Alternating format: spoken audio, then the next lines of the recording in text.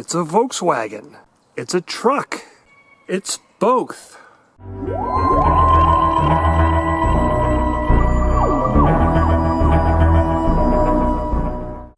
This started life as an ordinary Volkswagen Jetta that we picked up last year for $600. And with so little investment in the car, we had no problem lopping the top rear quarter off and turning it into a sleek little pickup truck. The kit consists of parts to build the aluminum bed, which replaces the rear structure of the car. It's including these panels right here that rivet into where the back door used to be. They're a little discolored because I've been spraying undercoating in here to try and get a little more sound absorption. Those attach to the front of the bed, which attaches to the sides, which attaches to what's left of the structure of the car.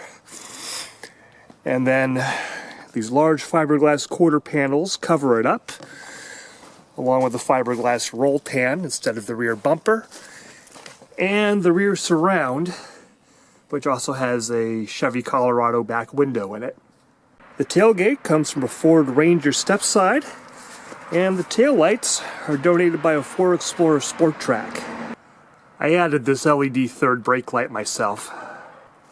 And this isn't just for looks. We do use it. As you can see, there's a whole bunch of hay in here. We use it for trips to the farm store, to bring feed and hay for all of our birds and everything. It's even got a trailer hitch for towing our little ramp trailer. Now I do want to point out the bodywork is definitely not done yet. I haven't finished attaching it down here.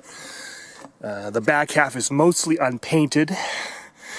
Definitely got some seams to fill up, so it is not finished. I'm waiting until spring and warmer weather to do that. The completed kit is actually about 200 pounds less than the original car, because a lot of heavy steel components are removed and the aluminum and fiberglass that replaces it is lighter. You can see that by how much higher the back rides as compared to the front. I have not modified the suspension yet. I do have some springs from a VR6 Jetta that I'm going to put in the front to raise the height a little bit. Like I said, we do use this as a truck. You can carry about 750 pounds worth of payload back here, which is not a lot by truck standards, of course, but it's perfectly adequate for what normal people typically do with a small truck anyway. It's certainly enough for our purposes. Inside, well,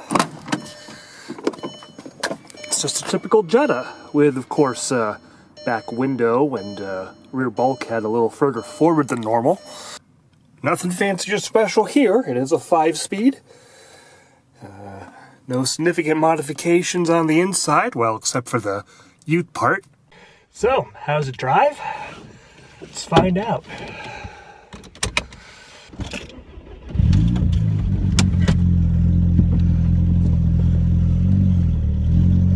We'll say rear visibility is excellent, because it's a truck.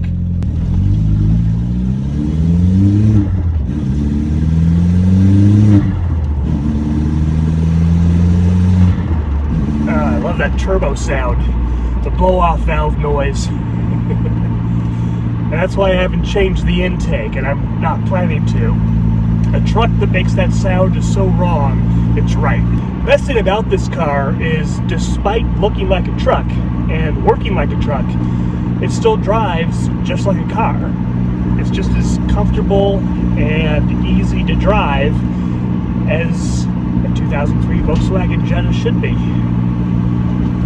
Of course, the window controls for the back doors don't work because there aren't any, but the front controls work just fine. And this slider works, which is great for a little fresh air on a somewhat warm day like today. There's not really a lot to say about the driving experience because it drives like a Volkswagen Jetta. There's nothing wrong with it. There's nothing particularly exceptional about it. It just works.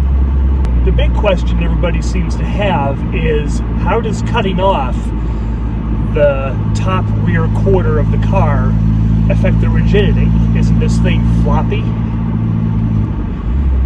And the short answer is surprisingly no. The Mark IV Jetta was over-engineered to begin with, and the aluminum bed serves to strengthen the structure that is lost when you cut the back part of the car off. I wouldn't have believed this before driving one, but I've driven 2 of these now, and each of them is at least as stiff as the original car, if not even a little bit stiffer.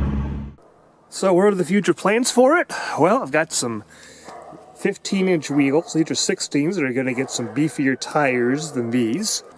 Of course, the bodywork needs to get completed, and we're planning to Plastidip the whole thing. Exactly what color and what scheme, well, that remains to be seen. So that's the story so far of the Jetta Ute. Stay tuned for more updates. There's more work to be done. I got VR6 springs to put on the front, a few other tweaks here and there. I've got bodywork to finish because clearly this isn't looking that great yet. And of course there'll be Plastidip once the weather warms up.